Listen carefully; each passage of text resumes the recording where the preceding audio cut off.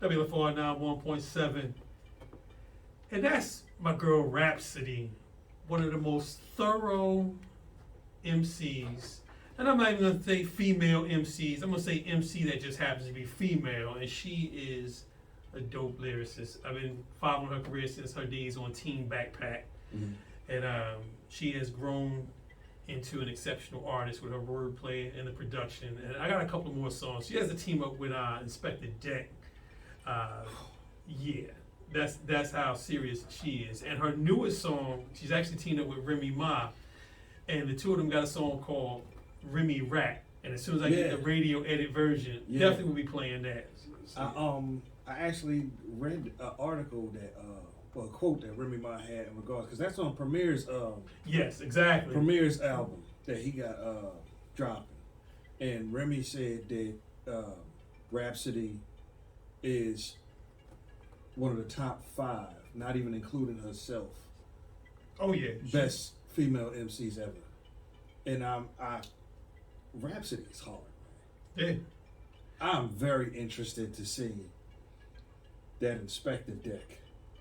The song is crazy because it's out already. Oh yeah. Oh, I gotta hear that. It's actually it's one of them songs, but it falls in the category of one of the best songs that not enough people got to hear. Yeah, I didn't hear because it's featuring him and D'Angelo singing on the hook. And they did that before with the Cold World remix. Yeah. So I know that's already fire. So all I'm saying is Rhapsody she's definitely in my top 5. If I have to just do a category of favorite female MCs, she could easily break into my top 5. I can see that. Yeah. I can see that. Definitely top 10, but especially top 10. Maybe in my top 5. Yeah. But Inspector Deck, he's just. When I think of the Wu-Tang, right? All of them are so dope. I have no favorite because they all just. I can honestly say they really do have unique style that they really differentiate from each other. All of them. Yeah. Unlike a lot of rappers now, and I hate saying this, but because they are all using the same successful formula of the same cadence, delivery, special effects on the mic, and production sound, it's really hard for me to differentiate a lot of the commercially successful rappers that are on the charts now. And not only that, it's hard for me, because I'm not from this new generation or how they gravitate and follow music. I'm from the previous generation where it didn't matter when the album dropped. If Method Man came out with it and that was your favorite, you rolled with Method Man and you followed him. And you will buy the album on the strength of who put it out because they already had such a track record of successful records. There's a lot of records back in the day I could buy before first listen because I knew the quality of the work of the artist. Yeah, you knew what was coming with it. So it really didn't matter what was on the album. Right.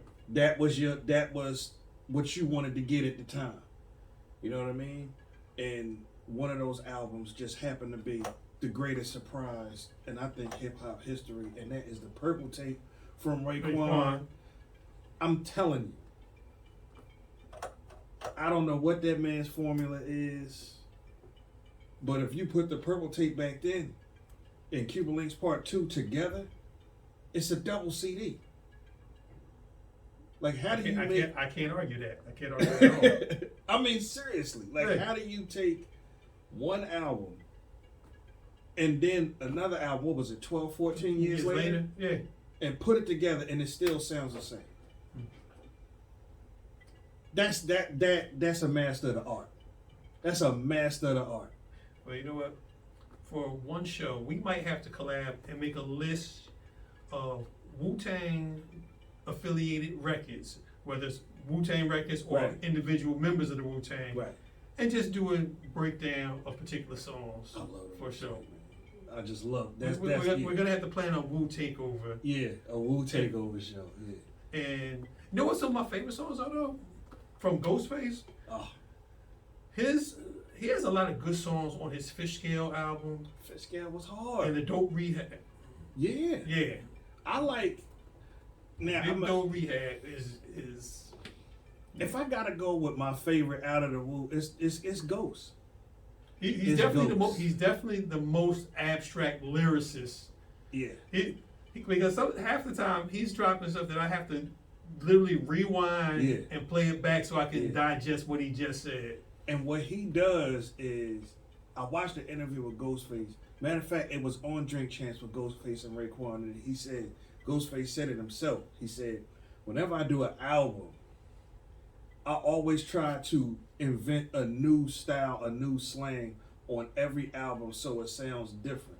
And I also like that he works with multiple producers. Oh, yeah. The stuff that MF Doom did for him. Yeah. And man. Jay Dilla tracks that he's rhymed over. Oh, So did you ever hear the Sour Soul album that he did with the English band Bad Bad Not Good? I did not. Wow. That right there, listen to that. It's all live instruments, whole band with Ghostface. It's incredible. You know what? I'm gonna have to look for that. Yeah, it's incredible. And big up to. There was a tour that was in Atlantic City last summer. Yes.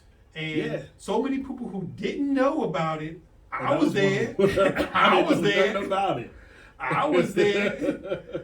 It was.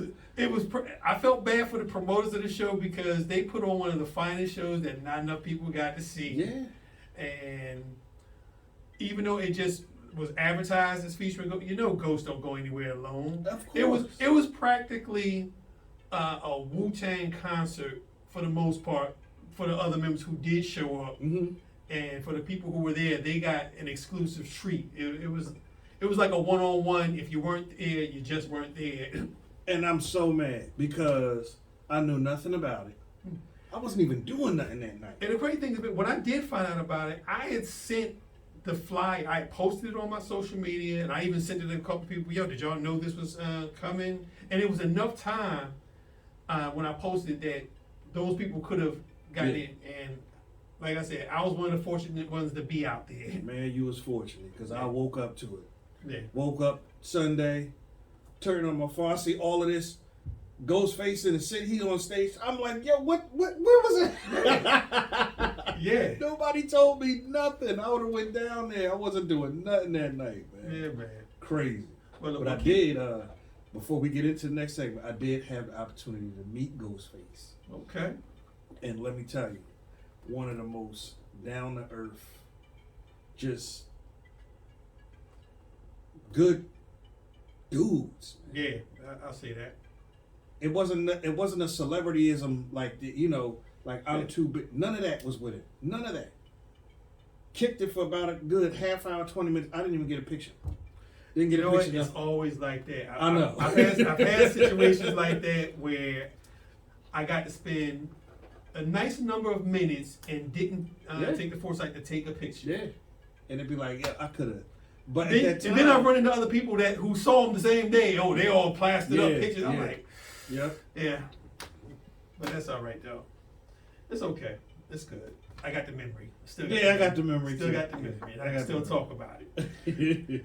But since we're talking about unique and abstract rappers, the next song I'm about to play, this is actually an appearance by De La on another artist's song. The artist is named Oliver. The name of the song is called Heart Attack. I really don't know much about Oliver because it was one of them songs I got. I was just online and I was like, you know what? Oh, okay, I see De La's name on it. Yeah. Let me just play it. And it's a cool song. So I'm going to let you hear it. Yeah, I want to hear feedback. that too. Yeah. This is called The Heart Attack. All right. Oliver featuring.